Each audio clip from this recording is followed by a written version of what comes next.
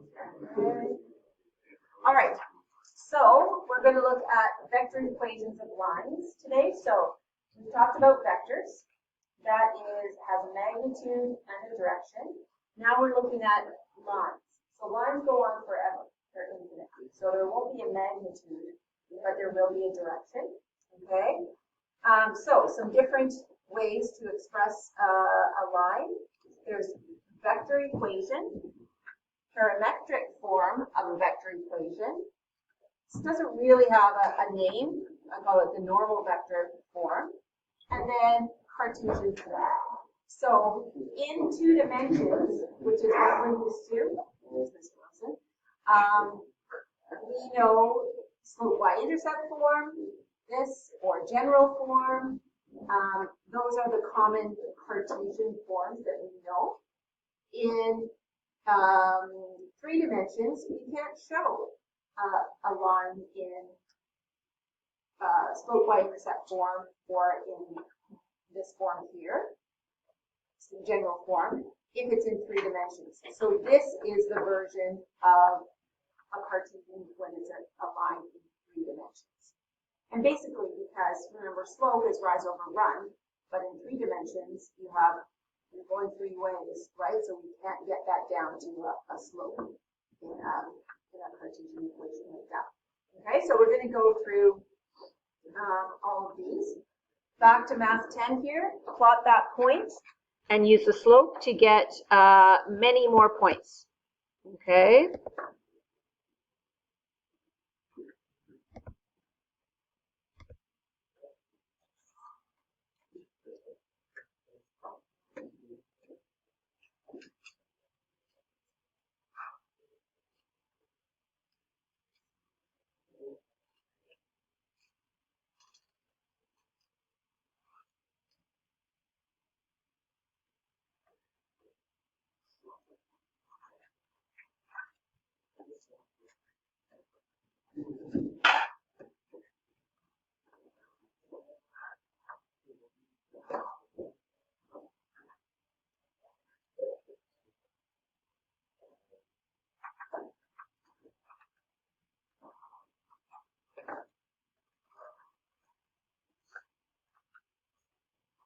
And then it just says, so this is point P, just write out the coordinates of some of these other points.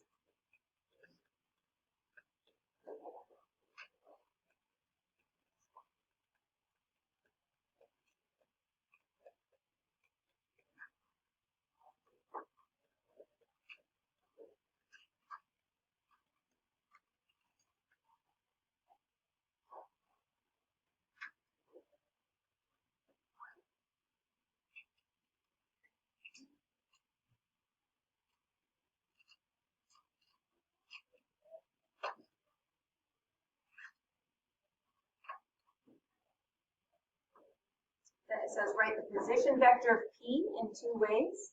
So position vector of P, I'm just going to graph it as well here. So the position vector P goes from the origin to point P. Okay. So we can use a column vector or the component form. So let's this. So vector OP is the same as vector lowercase p. We can call that lowercase p. And that's equal to, well, the x component, so -2 vector I plus 1 vector j, which we don't even need the 1, or -2, 1.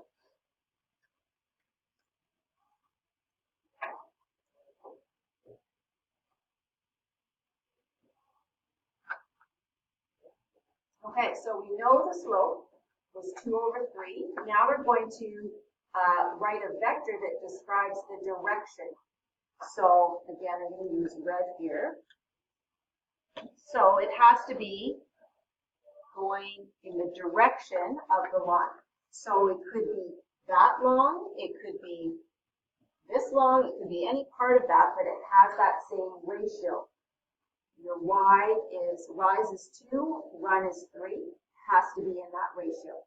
So in terms of direction vector D, so I'll call that D there. If you're given a slope, I just convert the slope into a direction vector. So remember the rise was 2. Okay, so rise is 2, run is 3. So the 2 goes in the y component, and the run is 3, goes in the x. So it's a common mistake that you see rise over run 2 over 3, and you put them in the same order in your column vector. Okay, just be careful, right? X component goes first, the y second. And could show that as 3i plus 2j.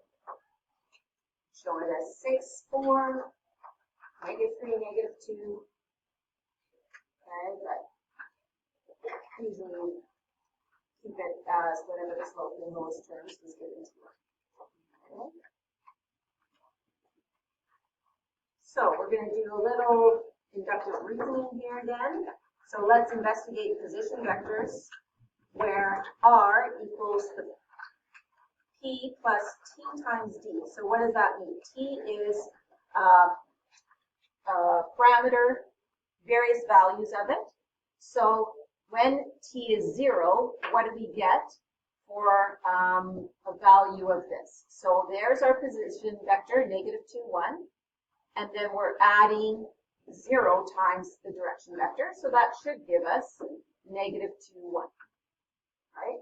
Nothing's changed. That gets you your point, your initial p. Then next one, -2, 1 plus 1 times 3, 2. So that's going to be -2 plus 3 is 1. 1 plus 2 is 3. Here, we're just changing the t values. Okay. So you can figure out all of those.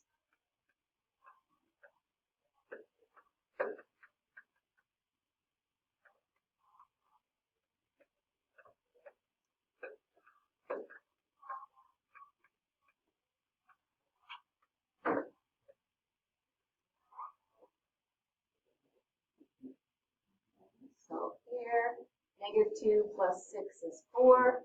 1 plus 4 is 5.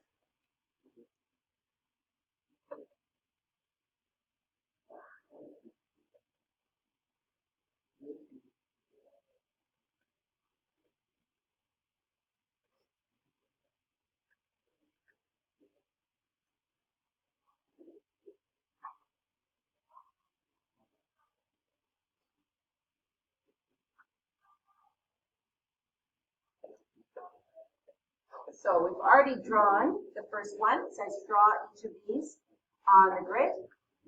We'll page this.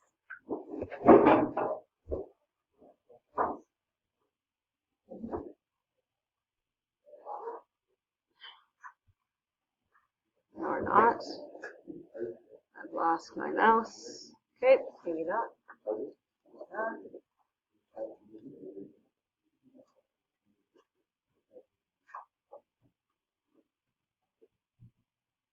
That's 1, 3, 4, 5. So you'll notice that you get those vectors give you the vector that gives you that ends at a point on the line.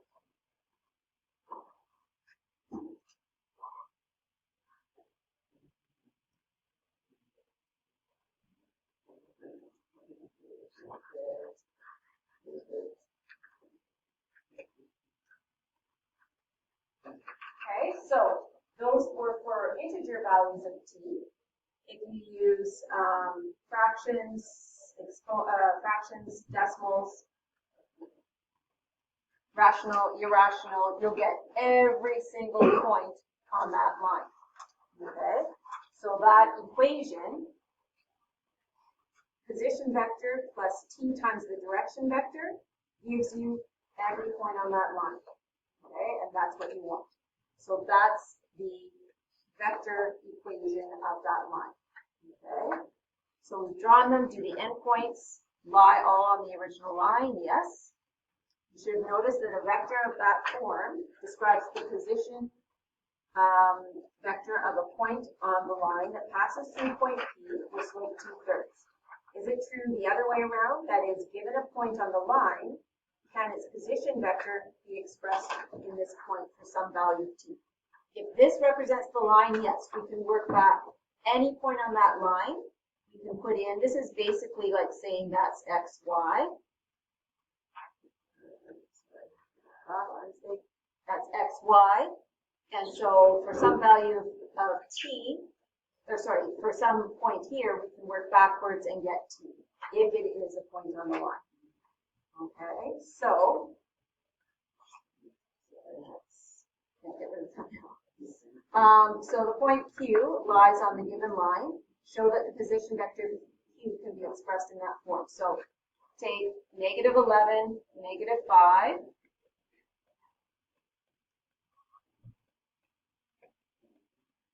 And you want to take each component, the x, figure out what t is, the y, figure out what t is, and make sure they're the same. If they're not the same, then it's not a point on the line. So here, -11 equals -2 plus 3t. -5 equals 1 plus 2t.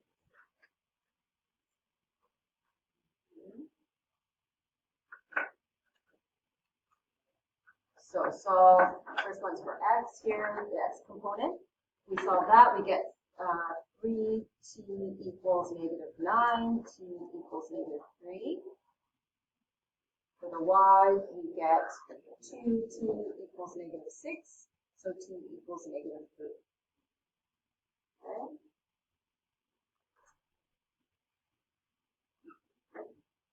These are the same.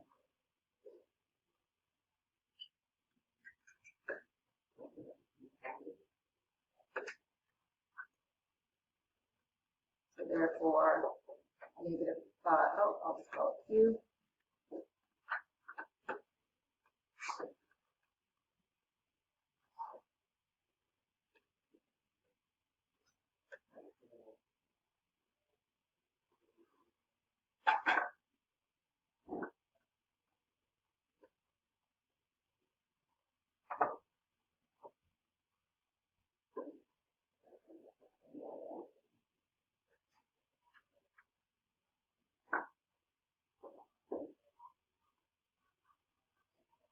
Okay, so a line passes through 5, -3 with slope of -7/2. So same type of deal as the first one.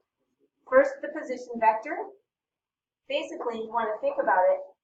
In order to get that equation of the vector equation of the line, you have to go from the origin up to a point on the line. You need a point, just like when you were in Math 10. You need a point and the slope.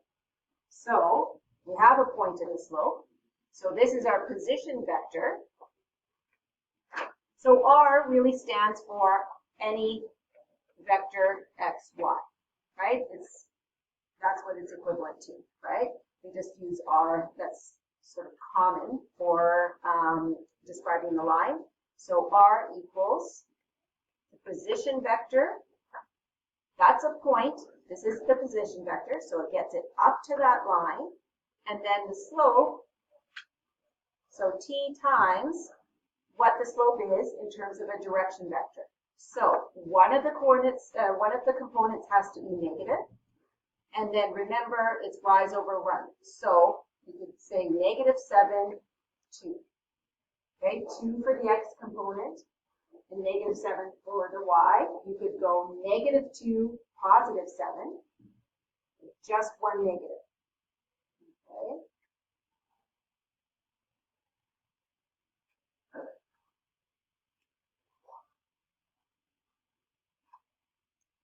Oh, I've kind of done all of this at once, sorry.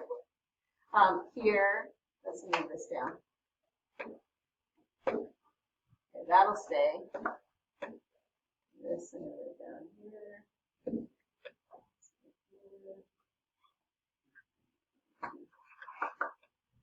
That's your direction vector. And, sorry, that's your position vector. Your direction vector is 2, -7, and then you put them together. Here, t is a real number. So that's the vector equation of a line that passes through 5, -3 and has slope of -7 over 2. Okay. There's more than one choice. You could do that. Not that I would want you to try to find another point on the line and use it in there, but you could.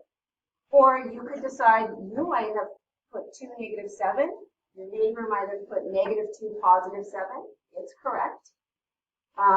Your other neighbor may have put 4, -14.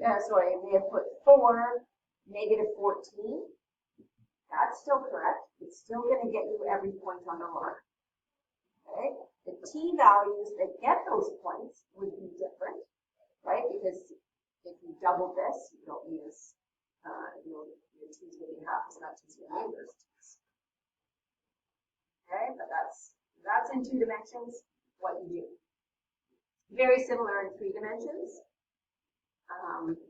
but you'll be given you'll have to be given a direction vector and ability to get it. Okay, so here's a line. It says write 3 possible vector equations of the line shown.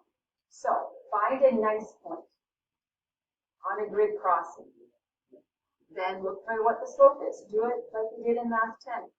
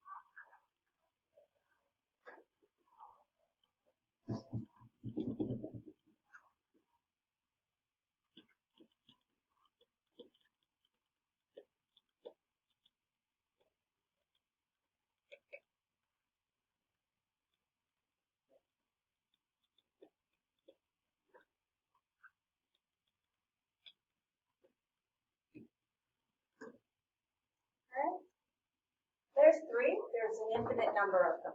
Okay, so I use the point 0, -5 as my position vector. Direction, so the slope is 3/5. So the direction vector is 5, 3. Next version I changed. I used this point 5, -2. Kept the same direction vector.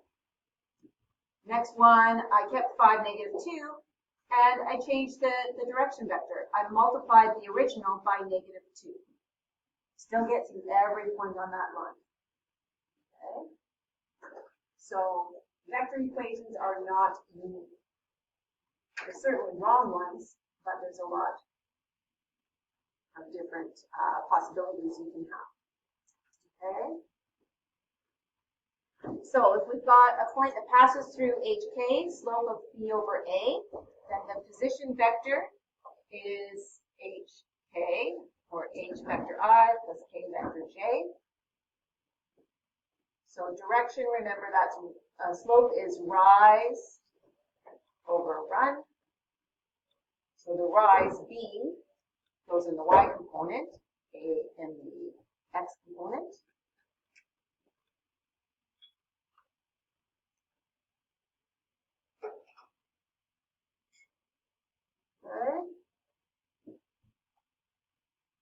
Most times, even if it's given to you in this form in terms of vectors I and J, I usually convert it back to column vector form. It's just kind of easier to deal with. But if it asks for something, a final answer, you may have to convert it back to that form. In any case here, this will be HK plus T times AB. HK. So T is often the parameter that's used. Lambda is a common one. S is common, but a lot of your S's look like 5s. So if your S looks like a 5, try not to use an S. Or use a written S. I often use, not like that. I use a written S like that.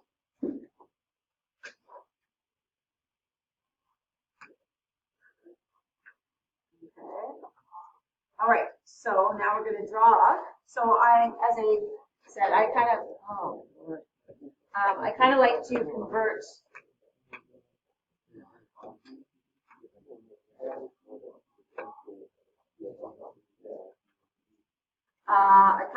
convert this to column vector form, but you certainly don't have to.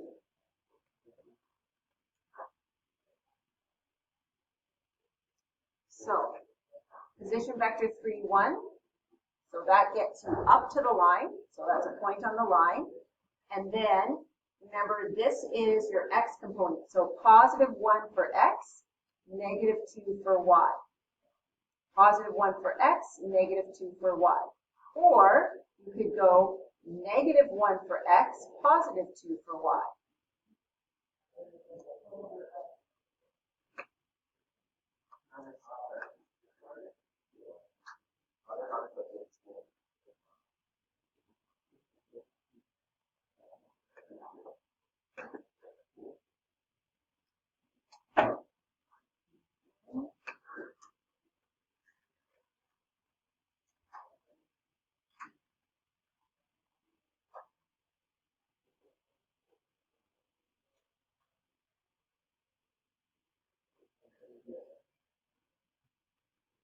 So the next thing is parametric form.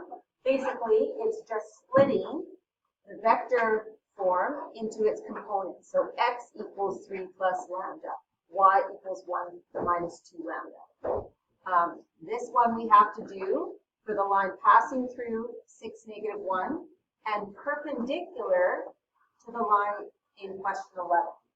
Okay, so our position vector is 6, negative 1. Direction vector. Okay, so what we want it to be perpendicular to this line here. So just like slopes, back in Math 10, you take the negative reciprocal, kind of the same. You're going to flip those, interchange those, and change one of the signs. Okay, so our direction vector will then become 2, 1, or negative 2, negative 1.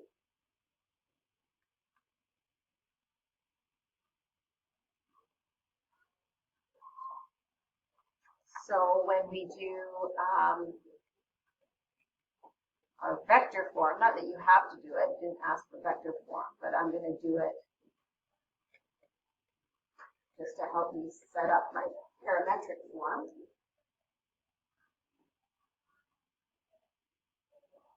So now x equals 6 plus 2t, and y equals negative 1 plus t.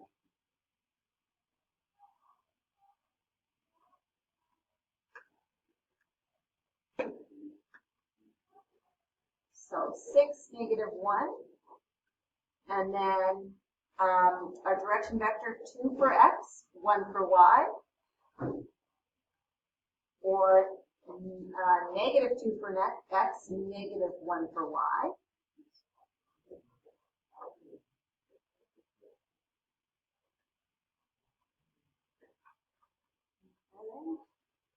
And those are perpendicular to each other.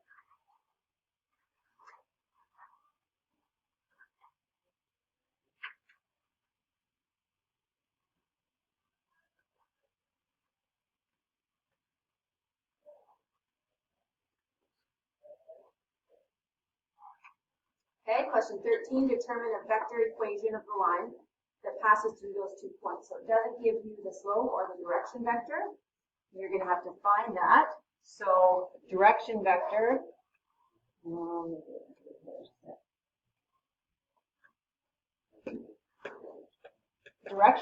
is going to be, I'm going to use PQ, or you can use QP. So that's OQ minus OP so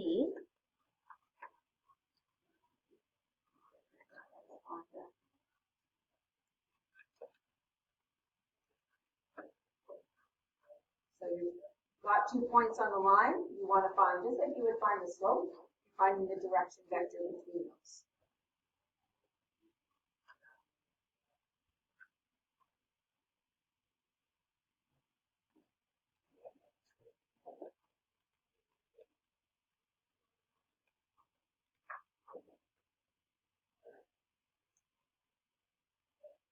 now, the direction vector, you can leave as 10, 4. You could reduce it. Okay? Position vector, you cannot reduce. You have to get up to the line. So here I'll use -4, 1. You could use 6, 5. That you cannot change. But this, if you want to show that as t times 5, 2, you can, because you're multiplying it by a parameter to get every point on the line. Okay, so you are going to multiply by 2 at some point. Right? So you can reduce if you like.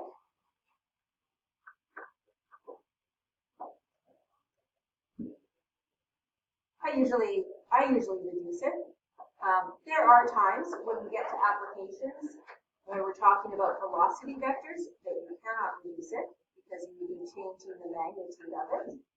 Okay, but this is for a line. The line goes on forever, so we don't care about the magnitude of the direction.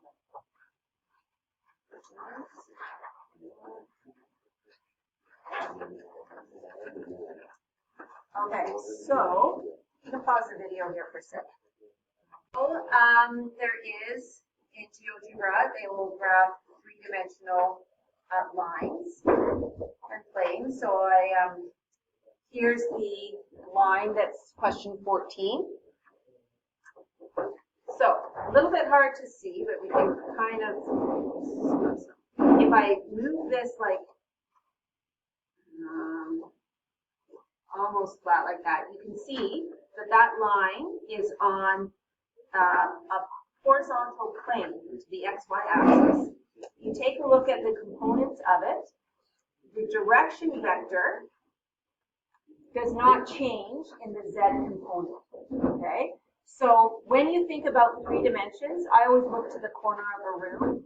So in that corner, the X is coming out on the windowsill, the Y is coming this way on the board, ledge, and Z is the corner of the wall, okay? So that if you're looking down from, basically, if I'm at that corner looking down from above on Z, I see Y and X, the positives, just like I would on a piece of paper, okay?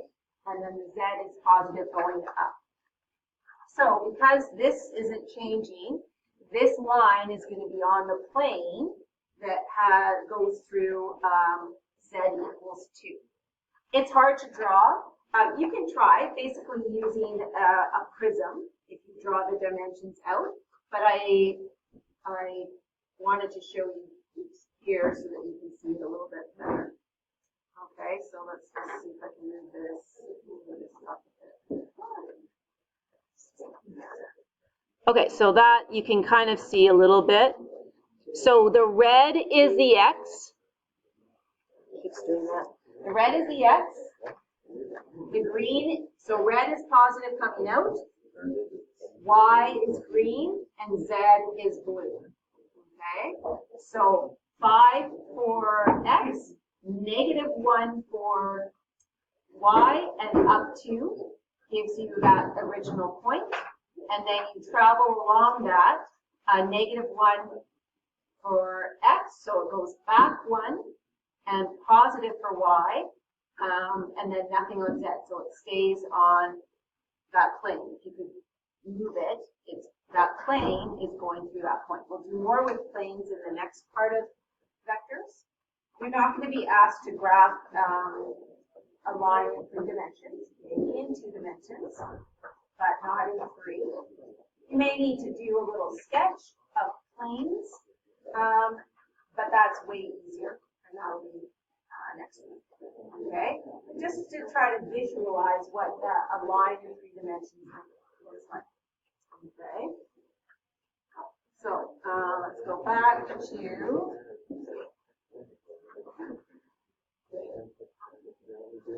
Okay, so last one here. It says points A and B have coordinates, so it's 3 dimensions. Guys, determine a vector equation for the line passing through A and B. So same as what we did before, but it's in 3 dimensions. So you choose either one for your position vector. Your direction vector, I'm going to do AB. You could do BA, totally up to you.